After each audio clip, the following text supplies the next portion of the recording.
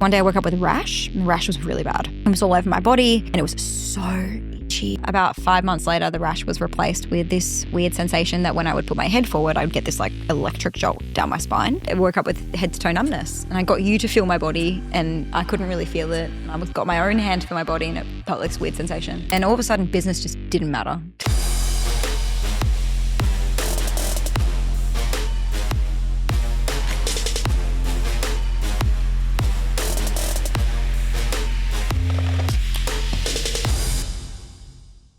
Welcome to episode 84 of the Success School podcast. Steph, how are you feeling today? Is it definitely episode 84? It is definitely episode 84. There's been many banters and wars with our podcasting team. There have been. But yeah, no, I'm feeling really good today. Excited to be here in a new studio again. Yes, we're in our second studio in 2 weeks. Yeah. Hopefully no mental breakdowns today. Maybe we've got Steph's story. So we're going to be going through Steph's story. So I'm going to kick off with my personal update. So we've been doing a bit of a deep dive on brand, and we wanted to basically articulate or show our personal brands a little bit better. And you're probably wondering why. The why behind this is I think AI is becoming so prevalent in our society. It's going to be very hard to stand out because there's so much content. So one thing that can't be replicated or can't be copied is my own brand. So how do I articulate that in a better way? So Steph and I have been back to the drawing board, putting our heads down and then working out how we can create a better personal brand. So you'll probably be seeing this on our Instagrams coming up. So let us know your thoughts on it. I think it's how coaches are going to stand out in the future rather than just being like, here's fucking business ideas or here's fitness stuff or here's whatever you guys do, and just talking about your actual creative zone. But like as a brand, what do you stand for? What are you about? What are your values? What do you do on a day-to-day basis? Steph, what do you think about brand? Do you think it's going to be prevalent going forward? Yeah, I love this conversation. And we were watching a really cool documentary the other night when we were about this. We kind of touched on it. And, you know, it kind of feels like people are just creating for the algorithm these days rather than for other people. And I think that we've been really locked into creating for the algorithm. We've at some points lost our way a little bit with that. And I probably speak more for myself than you. Yep. I love what you're doing with brand at the moment in terms of articulating and trying to really define what personal brand means. What have you come up with so far around personal brand versus like brand? Yeah, so there are 7 key pillars to it. I'm not going to reveal it right now, okay. all 7 key pillars. So there are 4 for your person and 3 for your business. You need to hit all 7, in my opinion, every week to build a solid brand. A lot of people think as soon as you start posting personal content, everyone's going to like you and you're going to be rich and famous. It's more of a compounding effect that we go through in compound marketing and Success School. But I'm not going to reveal it right now. Maybe we'll talk about it in our podcast going forward. Yeah, cool. But yeah, diving into personal brand has been fun. What's your update? My personal update, it's so weird how worlds collide, and I think you just end up consuming a lot of content and then, you know, everything lands at once. But off the back of personal brand, I think something that I've been or become very aware of recently was that we're watching more and more creators be themselves. And I've noticed that the everyday creators, the ones that aren't Alex Hormozy and can't afford to have a content creator following them around 24/7, they must be creating their own content and they must be taking their own videos and their own photos and using tripods. And we have all the gear that we've really, no idea, standard us, that we've really never used either, like that well. And so Tim kind of made this suggestion of like, why don't you just learn photography as one of your hobbies this year?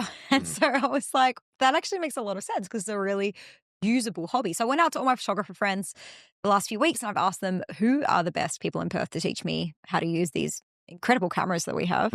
And really excited to get started. I have 2 workshops booked in the next month to learn how to take photos. So I have an incredible model. Hopefully I get lots of great photos of you because it's been 10 years of pretty average photography by me. Yeah, I was about to say, big sigh coming up from me. Like, I was like, why have you waited 10 years to start this? You could have started this year 1. I'd have a way better content right now. We would be so personal brand right now if I'd started earlier. So sorry about that. But I appreciate that. Thank you. I feel like I'm going to strongly benefit from this You are. Hobby that's coming up. So without further ado, the episode everyone's been asking for is Steph's story. So we have 4 distinct phases to this. So Steph, do you want to kick us off? How did Steph Gorton become, or Steph Frey, now Steph Frey on the synthesis of your brand coming soon? How did this start off? What was your childhood like? So I think a bit of background for the listeners. The reason we want to do these stories is because I think sometimes you might be joining at any stage of this journey and think that we are just the people we are. And it's just so not the case. Like we've gone through so many reinventions. And if you go back and listen to Tim's episode, it was really great when we spoke about this. But Where did it start for me? I am an only child and I have two incredible parents who, did the best they could while raising me. When I was 7, my dad went bankrupt. And so that was probably the beginning of a story, I guess, or part of it. But what that created for me when my parents went bankrupt was that I should definitely just stay safe. But business was never on the cards for me. So, when I first met you many, many years later, when you floated the idea of business to me, it was like, that is so off the cards. There's no way that I could do that. There's no way that, I'd be smart enough to have the skills, or I don't have any formal education. Why would anyone want to learn from me? And so I didn't think that anything like this would ever be on the cards for me. So growing up, I had a pretty good childhood. My, parents were incredibly loving and incredibly spoiled, as you will know, come Christmas time, but never really encouraged to think outside the box, and very much designed to go to school, go to university, get a good job, get married, have children, and retire at 65. That was definitely the path that I was supposed to be on. And so definitely not the path that I ended up on, though. Do you think like being a single child was a benefit, or having siblings would have been a benefit for entrepreneurialism, or like was there anything in that? I do think that there's probably some benefit. Look, I think there's probably benefit both ways. And obviously I don't know what it's like to have a sibling, so I can't fully comment. But I do think it was beneficial for me growing up to be an only child. And I think that it was beneficial for business because my parents, even when they didn't agree with me, they supported me and they believed in me. And I got really good education. I got really good opportunities that, my parents were low income. Obviously, we went bankrupt, so you can't get loans.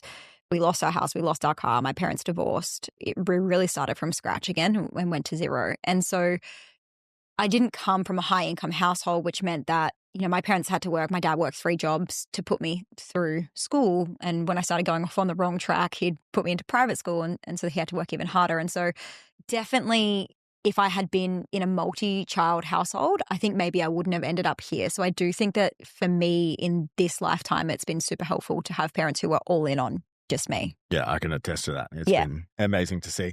So let's talk about the money mindset stuff. And I know money mindset can stop a lot of entrepreneurs in their tracks. So how was your mindset on money mindset when you first started entrepreneurship? We're going to get into the other phases. And how has it changed now? And like, what have been some of the things that you've learned along the way? I'll tell you a story about money that I think will really paint the picture that Tim is fully involved in. You don't think your money mindset's bad. It just is your money mindset until someone... It's just your mindset. It's just your mind. You just think that everything... Like I thought... Everyone thinks like it. Yeah, totally. Yeah. I thought my money mindset was normal until you pointed out that it was really unhealthy. And the way that I found it out, and the moment I found out how limited my money mindset was actually with you.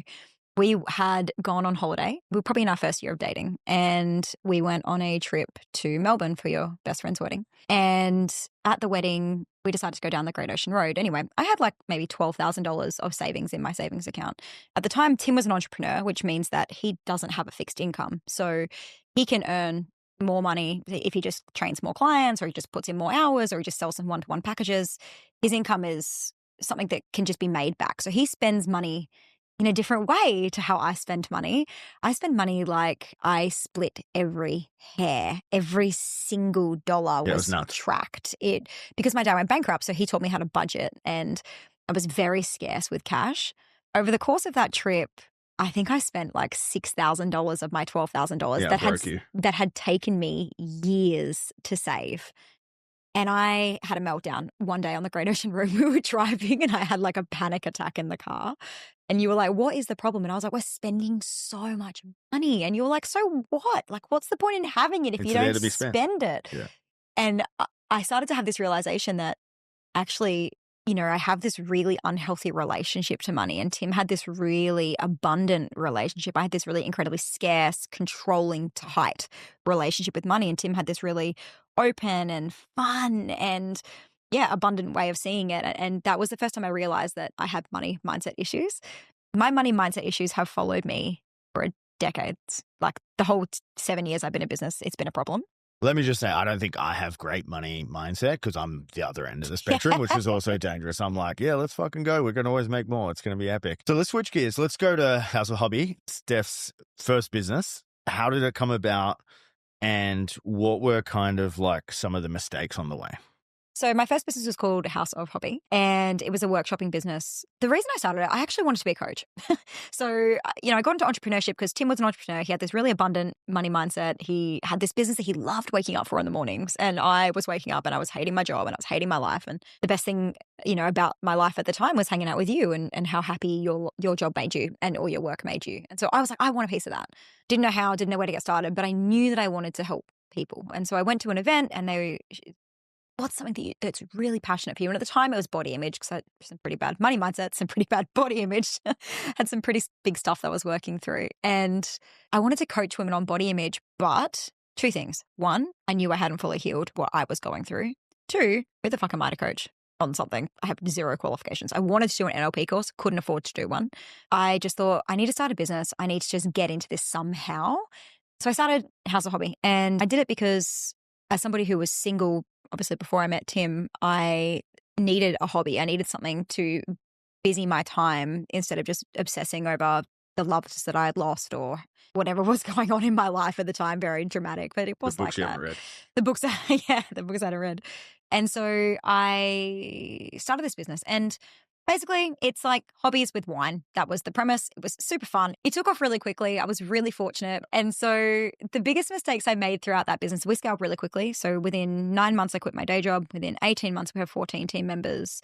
We were running 10 events a week across private events, corporate workshops in shopping centers, and the workshops that we were running to the public. The biggest lesson I learned throughout that was money, funnily enough. So my money mindset really reared its ugly head in this section of my life because I avoided looking at money. I just saw revenue as all my money and I didn't see outgoings. I didn't count those sorts of things. So there was one day where I was like, Tim, the bank account just seems to be going backwards despite us earning so much money. Like, what's the deal? And we sat down. I remember we were driving. So many of these conversations. Oh my God, so many. Every fucking month. I remember I was having a very fast learning curve. But I remember the conversation where I really realized it was sitting in the car and we just quickly whipped out our phone and you just did some basic maths and you were like, yeah, you're running at a loss. And I was like, holy shit, obviously. It's just the bank account's going backwards. You're running at a loss. That was when I was like, I need to make some redundancies. And it was shit. So biggest lessons for House of Hobby were like twofold. One, know your numbers and make sure you're actually making a profit. Two, I had some lessons around team, just around like systems and having onboarding processes. And we had a lot of casual staff that were cycling through the business. So onboarding processes was super powerful throughout that period. It was a fun time. So I just want to reverse a little bit. You had this job prior to this. We totally forgot to mention that. You were not working for the car company Audi. You were working for Aldi. Yes. So tell us about that. And then after you tell us about that, I want you to go into taking the leap from one foot in corporate to full-time in business, because I know a lot of people would kind of be at this transition that would be listening to this right now. So tell us about Audi and then the transition and what made you like go, let's fucking do this. Yes, I worked for Aldi, the supermarket company, and I was working in their corporate head office. It was actually a really good job in terms of like it was great pay for someone who I never got a degree. I dropped out of university. I wouldn't have seen myself as a smart person, so I thought it was a pretty good job for me. I thought I was rich, didn't I, when we met? Yeah. I think I was earning like $85K a year. Yeah. And so, which is a great wage for someone at 25, I think I was. I knew there was more from meeting you, so obviously we've had that discussion. And I went to this self-development event and I realized that I could do more. And then we went to Tony Robbins and then I was like, I'm going to quit my job. Everything was rah, rah, rah. But there was a plan to quitting the job. And the plan was I had my $10,000 saved. 4,000 now? No. I built it back up. So after that trip. I think you got to 20. I think I got to around 15,000. Yeah. And I had it figured out. So I had $15,000. I wanted to be able to last a couple of months on that amount of money with our expenses to know that I was going to be able to give this business a red hot shot. I was already making money in business. I knew the only glass ceiling was the fact that I couldn't put more time in. So I was like, if I could just double the amount of time that I'm putting in, bearing in mind that I was working full time. So if I could just double, triple, quadruple the amount of time I'm putting into this, I should be able to double, quadruple the amount of money that I could put into this. Logic. And I gave myself 8 weeks to make back basically my salary, my corporate salary. Again, the business was already earning money. So the marketing already worked. It just needed more time. And I said, if I didn't make the money that I needed to make, I think it was like $4,500 a month, then I would go and get more work. In the end, I did go and get more work. I got a little part-time job, which I ended up quitting about. I hated it. Oh, fuck is the worst.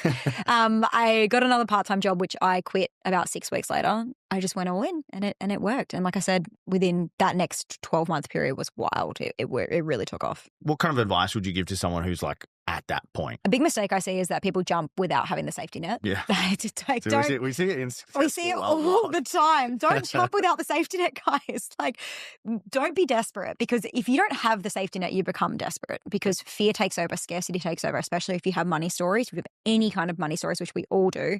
But I had extreme money stories. So I had to make sure that the safety net was there so I could feel comfortable not worrying about money and just going all in on being of service. And I think that's the biggest thing. So know what your safety net looks like, especially like it was a bit easier for me because I was 26, 27. You know, we didn't have kids. I didn't have a mortgage. Actually, I did have a mortgage, but it was rented out. So it was covering itself. But if you're in the middle of your mid-30s and you have kids and a mortgage, like you've got to have a safety net before you jump, guys. Otherwise, you're going to come across desperate and it's going to feel like a failure. Awesome. I love that. That's great advice. So let's fast forward a little bit. So you've got House of Hobby. It's doing well. You're making good money. Revenue, not profit. And then there was an idea for this big expansion. Tell us about the expansion. Where were you going to go? Where was House of Hobby going? I thought that I wanted to franchise it. And I had a business coach at the time, and she said to me, have you thought about what franchising involves? And I said, well, yeah, more money, obviously. Easy.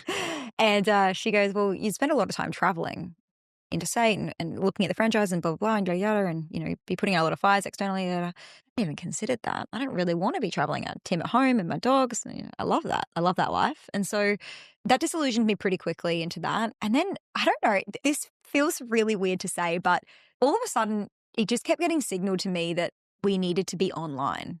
On the line. Yeah. And you had a gym at the time, not on the line. No, so offline.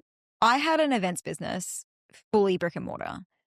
And we went to like this business event. They were like, Aaron Sensoni. And he was like, you need to have an online income. And we were like, whoa, which is an online business. So funny now because obviously that's what we teach. It's literally what we teach.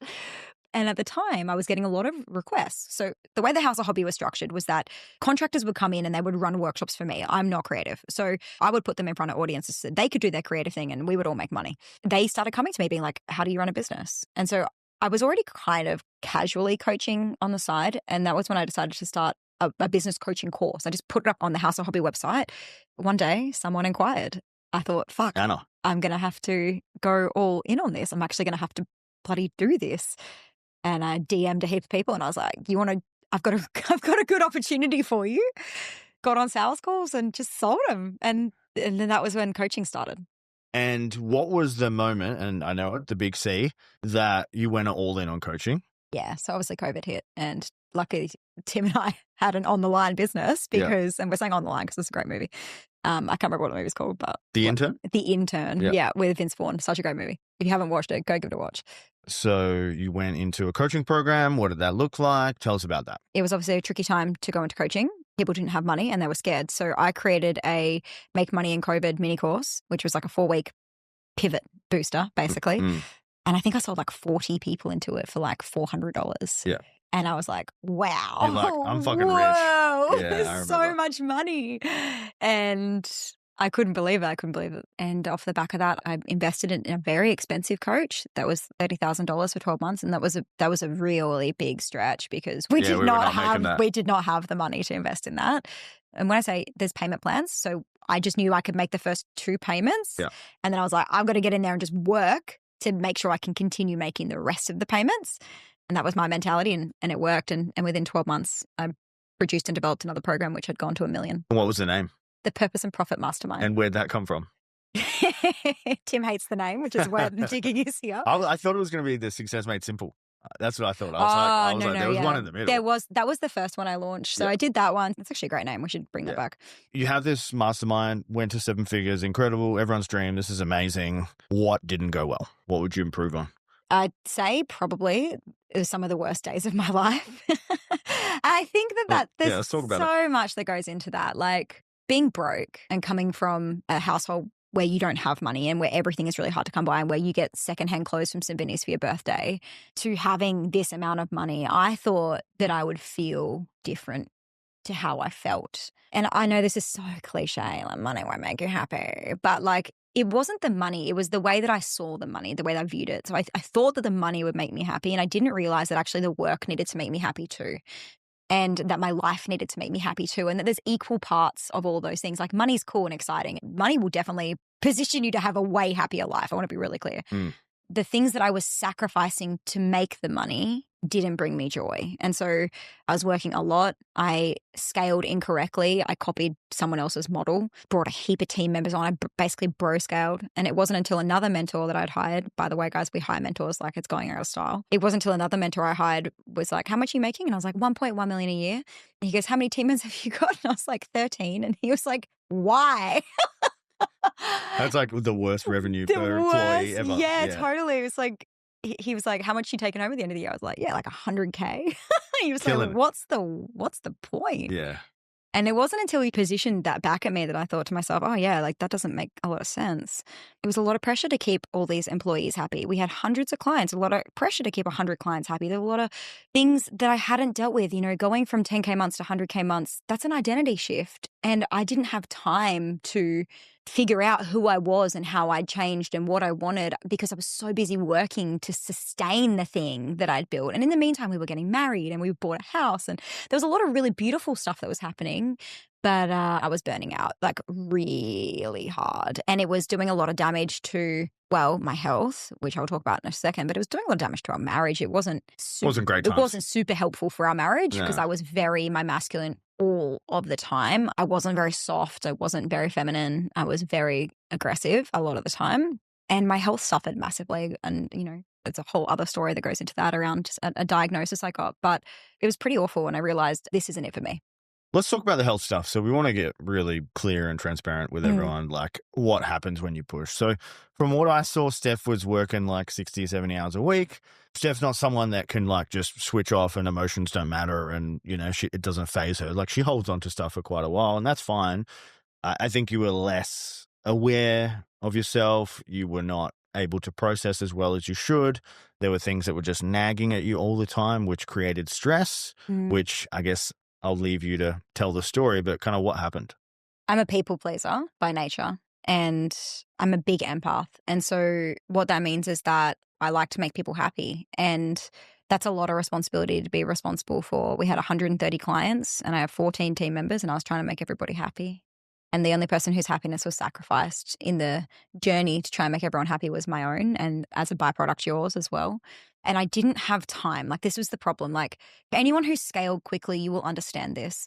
You don't have time to settle in at your new level. When you're jumping mass levels, you have to change. Like your leadership style has to change. The way that you behave has to change. The way that you integrate into marriages and friendships and your conversations and your belief systems, things are changing really rapidly. And that's all happening under the surface. And if you don't give it time to air and to breathe and to understand it and to become aware of it, it will attack you. And so I was holding all of this guilt, fear. I didn't really believe that I was worthy of what I'd created. And so there was a lot of self-doubt. This was just icking away inside of me. And I just trying to outwork it. But I wasn't giving myself a break. And then, one day I woke up with a rash. And the rash was really bad.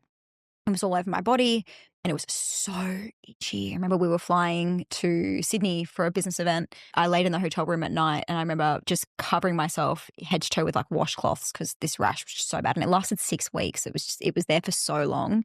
And the doctors were like, oh, this is just, it could be from stress. And I was like, oh, cool. Just give me the cream. I've got shit to do. Full body cream. Yeah. Full body, head to toe, lathering this cream up, right? Didn't change anything else. Eventually the rash went away. About 5 months later, the rash was replaced with this weird sensation that when I would put my head forward, I'd get this like electric jolt down my spine.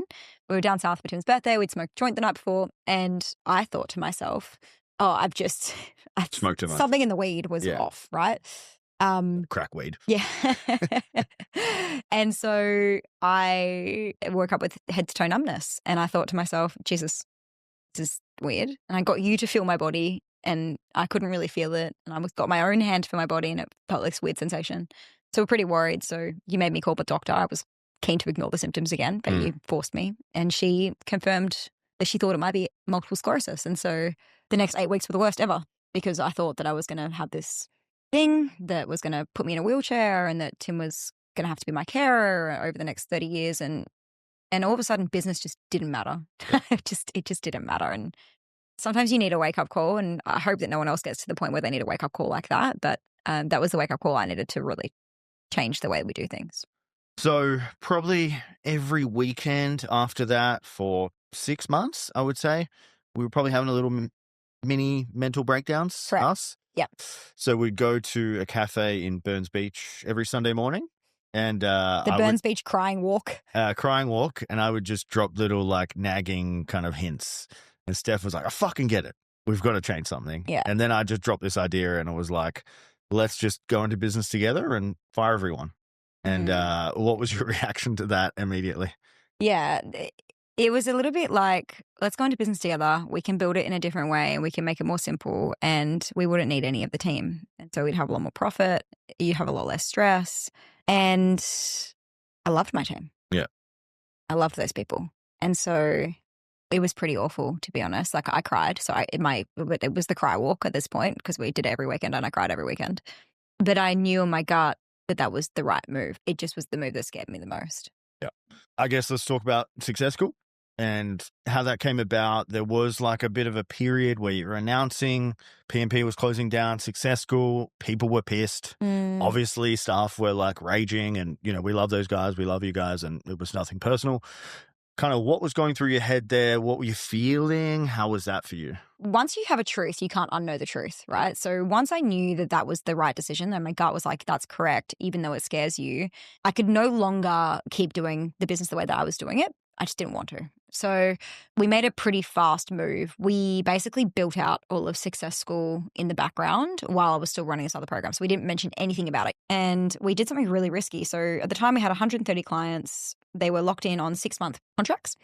And some people had paid up front. Some people were on payment plan. Some people were on a month-by-month kind of rolling membership, because that's what happened after the 6 months.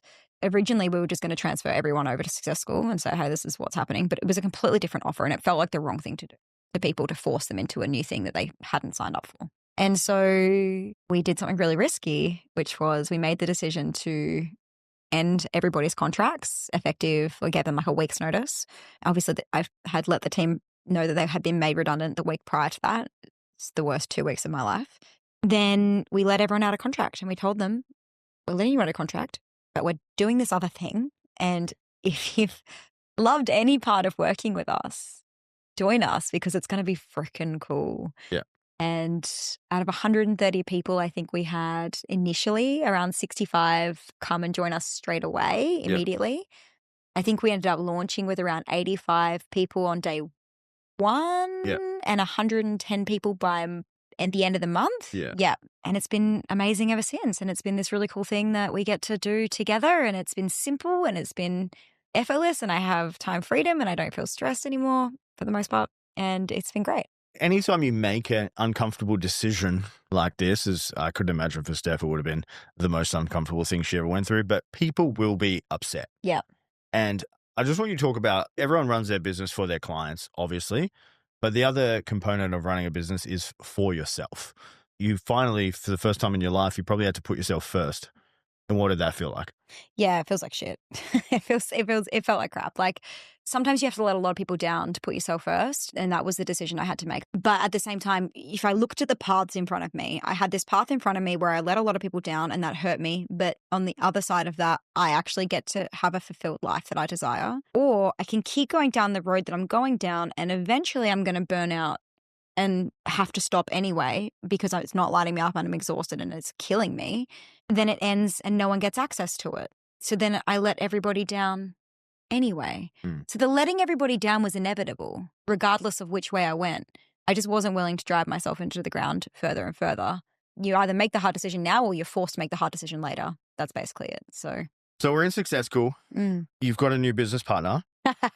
He is crazy. He's a cowboy. He is a cowboy. And he doesn't run anything past anyone. He's a very handsome cowboy. What was that like for you, going from 13 women to one man and his VA? So I think the hardest part, the hardest part was the fact that I had been the leader of that company. All decisions were mine to make. Tim could give me advice and suggestions. I would choose whether I took them or not. It was my business. And then we had Success School with Well, what were the first 100 clients effectively my clients, people who had come from the coaching programs that I had built. And then Tim's in this business, and I was so grateful for his help, but there was an issue in leadership. There was 2 chefs in the kitchen and both were bossy. And so there was this alpha thing that was going on where I was still very masculine by nature, wanted to make all the decisions, didn't trust myself. I thought I didn't trust you, but then when it got reflected back to me, do you not trust him? I was like, oh, of course I do. And then it was like, so who do you really not trust? And I was like, it's me that I don't trust. So that was a whole thing. And eventually I realized that Tim was just the better leader for this company. And so I handed over the reins, and that was really uncomfortable and really hard. And we had a lot of conversations to get to that point, but it was the best thing for our marriage and it was the best thing for my health. So tell us about that story. How did you come up with this epiphany that you don't trust yourself? I think they probably want to hear about Bali, maybe. You don't have to go into the full depths of what happened, but... We went to Bali for New Year's and we just had this really incredible opportunity to have a really deep, open and honest conversation with each other. And I think it was the space and it was the energy of it. And we weren't working. There was nothing for me to do. I'd been laying in the sun. I was very relaxed, and I think it just allowed for space for us to have a conversation that we'd been needing to have for a while. And Tim was like, I just want you to be happy. And he was like, what would make you happy? And I just don't want the responsibility of this anymore. I'm exhausted, And Tim said, let me do it. And now I'm a generator. If you're into human design, my gut speaks first. So I've spoken about my gut a couple of times in this podcast episode because it does tell me. And so it told me, it said, that's the right thing to do. Tim should lead. Even though, again, it was uncomfortable, even though I didn't feel fully safe in myself and didn't know your capacity to handle it either, it felt like the right thing to do. And so we made a pact that day that you would stop telling me stuff that was going on in the business and you would just handle it. And if you needed me to do something, you would ask me to do something. It took some trial and error, but eventually we got to a point where that's how we roll. And it's been awesome. Love that. Thanks for sharing. So fast forward to now, where are we? 418 clients in 18 months, changed some lives. How's it been for you? Was it like you expected? Was it better than you expected? Just tell us about that. Yeah, I think that when you design a business, it's actually for you. Yep. And it takes some trial and error. I don't think you get this right the first time. I don't think anyone does. You definitely didn't. No. This is something you do over time. You refine your offer and you change your offers as you try new things and you realize what works for you and what doesn't. But this works. This just works. This works for me. This works for you. This works for us. This works for our clients.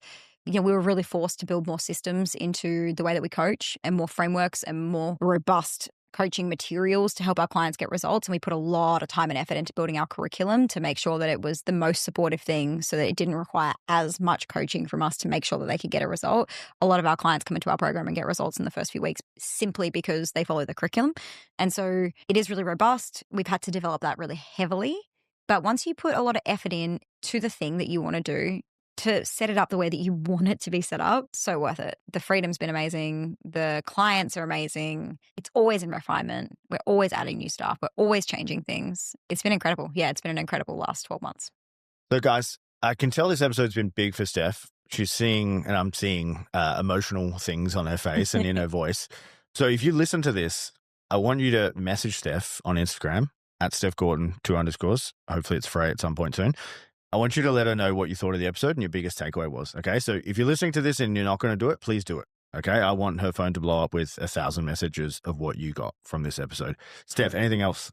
Guys, I think that my biggest message, and I think my message for life will be like, you didn't start a business to work all the time. Like, you have to design it in a way that suits you. So if you ever find that you're overworking, you're doing too many hours, it's a really good indication that something needs to change. It doesn't need to be an entire program shut down. Now that we've done the entire program shut down, we built the second program, I probably realized I probably could have fixed the other program. Yeah. Felt too big. It felt too big. It was easier to start again. But I do think that most businesses can be saved with a few tweaks and a few changes. You don't have to start something new. You don't have to get a new revenue stream. I really think that every single person should be sitting in their business with the intention of trying to find true freedom, which is time to spend the way that you want to, and financial freedom to not have to worry about the bills. So, all right, guys, if you love the episode and you're a first-time listener here, hit that subscribe button. We're really chasing the subscribes at the moment, so we would appreciate that more than you know. Until next time, guys, thank you. Thank you.